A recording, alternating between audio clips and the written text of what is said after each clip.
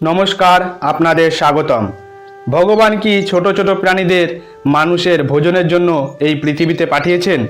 মাছ মাংস খাওয়া পাপ না পুণ্য, আজ আমি এই বিষয়ে আপনাদের বলবো। মাছ, মুরগি, ছাগল, ভেড়া, কচ্ছপ এই সমস্ত কিছু খেলে আমাদের কি কোনো পাপ হবে? এরকম ছোট ছোট প্রাণীদের মেরে খাওয়া এটা কি অপরাধ? এরকম হাজারো মানুষ পাওয়া যাবে যারা বলে মাছ মাংস খাওয়া ঠিক।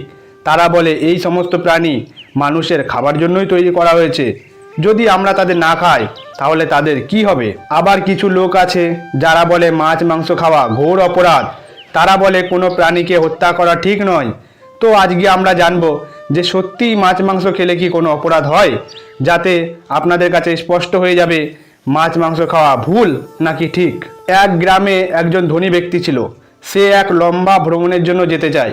সে ধনী ব্যক্তি তখন গ্রামের সবাইকে নিমন্ত্রণ করেছেন এবং বলেছেন যে আমি ভ্রমণে যেতে চাই, আর তার আগে আমি সমস্ত গ্রামবাসীকে পেট ভরে ভোজন করাতে চাই। তো সেই ধনী ব্যক্তি তখন মাছ মাংস ভেড়া ছাগল এই সমস্ত কিছু রান্না করে সমস্ত গ্রামবাসীকে পেট ভরে খাইয়েছে। সে মনে করতো যে এই সমস্ত ছোট ছোট জীব জন্ম নিয়েছে মানুষের খাবার জন্য। যারা মাছ মাংস খেতে ভালোবাসে তারা মাছ মাংস খেয়েছে, আর এদের মধ্যে অনেকে আছে যারা মাছ মাংস খায় না, তারা মাছ মাংস বাদে অন্য কিছু খেয়েছে। সবার খাবার পরে সেই ধনী ব্যক্তি বললেন যে ভগবান কত কৃপালু, সে মানুষকে খাবার জন্য এত সুন্দর মাছ পশু পাখি দিয়েছে যা খেতে অত্যন্ত সুস্বাদু। তখন অনেকে এটা সমর্থন করলেও সেখানে একটা 10 বছরের বালক ছিল। সে বলল, না, মাছ পশু পাখি এই সমস্ত প্রাণী এমনকি মানুষও ভগবানের সৃষ্টি করেছেন, কিন্তু তাদেরকে হত্যা করে খাবার জন্য নয়। তারাও মানুষের মতো তাদের সমস্ত জীবন খুব সুন্দরভাবে হেসে খেলে কাটানোর পরে প্রকৃতির নিয়মে তাদের মৃত্যু হবে। তাই আগে থেকে তাদেরকে হত্যা করে খাওয়া যাবে না। হয়তো তারা মানুষের মতো বুদ্ধিমান নয়, তাদের শক্তি মানুষের মতো নয়, তারা মানুষের থেকে দুর্বল। তাই যারা দুর্বল হয় তাদেরকে রক্ষা করতে হয়। যারা দুর্বল হয় তাদের রক্ষা করাই মানুষের ধর্ম, মানুষের কাজ।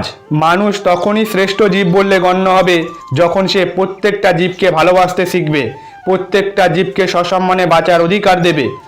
আপনি একবার ভাবুন যে মশা তাদের রক্ত খেতে খুব ভালো লাগে, তাই তারা আমাদের শরীরে বসে রক্ত খায়।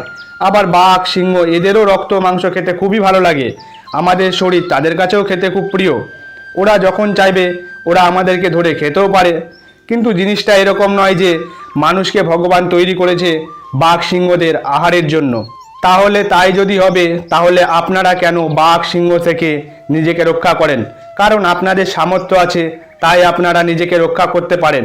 কিন্তু এই অবলা প্রাণী মাছ ভেড়া ছাগল পশু পাখি এরা কিন্তু নিজেকে রক্ষা করতে পারে না, তাই আমরা তাদেরকে হত্যা করে তার মাংস খাই। বন্ধুরা, তারাই এই সমস্ত মানুষ যারা দুর্বলদের আঘাত করে, তারাই এই সমস্ত প্রাণীদের হত্যা করে তাদের মাংস ভক্ষণ করে। কিন্তু এটা উত্তম পুরুষের লক্ষণ নয়। যদি আপনার থেকে কোনো শক্তিশালী প্রাণী আপনাকে খাওয়ার জন্য প্রস্তুত থাকে, তখন আপনি কেন নিজেকে বাঁচানোর জন্য ছটপট ছটপট করেন? আপনি তো তার আহার হতে পারতেন। তখন কেন বললেন না যে ভগবান আমাকে তার আহার জন্য বানিয়েছে? সবাই সেই 10 বছরের বালকের মুখে এই কথা শুনে সেই ধনী ব্যক্তি চুপ হয়ে গেল, আর ওখানে সমস্ত মানুষ সবাই হাততালি দিতে আরম্ভ করলো।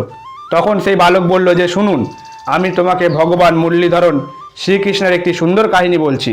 একবার ভগবান শ্রীকৃষ্ণ এক গাছের তলায় বসে বাঁশি বাজাচ্ছিলেন। তখন এক হরিণ ছুটতে ছুটতে ভগবান শ্রীকৃষ্ণের কাছে এলেন আর শ্রীকৃষ্ণের পিছনে লুকিয়ে পড়লেন।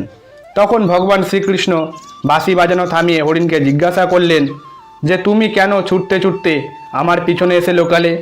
ঠিক তখনই একজন ব্যাধ শ্রীকৃষ্ণের কাছে এলেন, এসে বললেন, এই বালক, তুমি হরিণকে ছেড়ে দাও, ও আমার শিকার, আমি অনেক দূর থেকে তাকে তাড়া করে নিয়ে এসেছি। তখন ভগবান শ্রীকৃষ্ণ বললেন, আরে মূর্খ, এই পৃথিবীতে কোনো প্রাণীর উপর কারো অধিকার নেই। ওই প্রাণীর উপর একমাত্র শুধু তার নিজেরই অধিকার আছে। তখন সেই ব্যাধ বললেন, না না, এ আমার শিকার, আমি একে মেরে খাবো, আমি তার মাংস রান্না করে খাবো, আমার হরিণের মাংস খেতে খুব ভালো লাগে। তখন ভগবান শ্রীকৃষ্ণ বললেন, কোনো প্রাণী অন্য কোনো প্রাণীর অধীনে নয়, এমনকি যে তাকে জন্ম দিয়েছে তারও অধিকার নেই তাকে হত্যা করা। তুমি কি জানো না মাংস খাওয়া পাপ? তখন সেই ব্যাধ বললেন, আরে মনমোহন বালক, আমি তোর মতো হয়তো অত জ্ঞানী নই, কিন্তু মাংস খাওয়া কোনো পাপ নয় এটা আমি জানি। আমি জীবকে মেরে খেয়ে আমি তাকে এই যোনি থেকে মুক্তি দিই, তাহলে আর পাপ কোথায়? এটা তো পুণ্যের কাজ। তখন ব্যাদ বললেন, মাংস খাওয়া যদি পাপ হবে তাহলে রাজারা কেন শিকার করে, রাজারা কেন মাংস খায়? তখন ভগবান শ্রীকৃষ্ণ বুঝলেন যে মাংস খেতে খেতে এর বুদ্ধি ভ্রষ্ট হয়ে গেছে, এর বিবেক উচিত অনুচিত বিচার করার ক্ষমতা নেই। তখন ভগবান শ্রীকৃষ্ণ তাকে এক সুন্দর কাহিনী বললেন।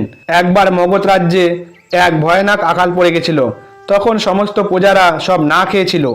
তখন সেই রাজ্যের রাজা খুব চিন্তায় পড়ে গেছে, এর থেকে কিভাবে উদ্ধার পাওয়া যায়।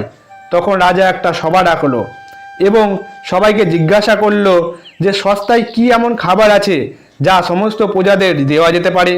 রাজার কথা শুনে সভার সমস্ত মানুষেরা খুব চিন্তায় পড়ে গেছে যে এর উত্তর কি দেওয়া যেতে পারে, কারণ চাল ডাল আলু সবজি এই সমস্ত ফসল ফলাতে অনেক সময়ও লাগবে আর খরচাও অনেক বেশি।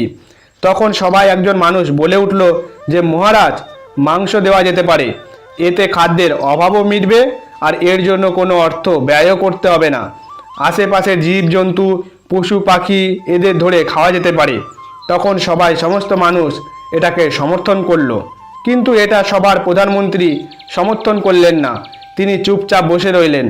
তখন রাজা প্রধানমন্ত্রীকে জিজ্ঞাসা করলেন যে হে প্রধানমন্ত্রী, আপনার এই বিষয়ে কি মতামত? আপনি কি এটাকে সমর্থন করছেন? তখন প্রধানমন্ত্রী খানিকক্ষণ চুপ থাকার পর বললেন যে মহারাজ, মাংস সস্তার জিনিস নয়, এই বিষয়ে আমি আপনাকে কাল মতামত দেব। তখন সেই মন্ত্রী রাতেই সেই লোকের বাড়িতে পৌঁছে গেল যে সর্বপ্রথম বলেছিল যে মাংস খাওয়া যেতে পারে।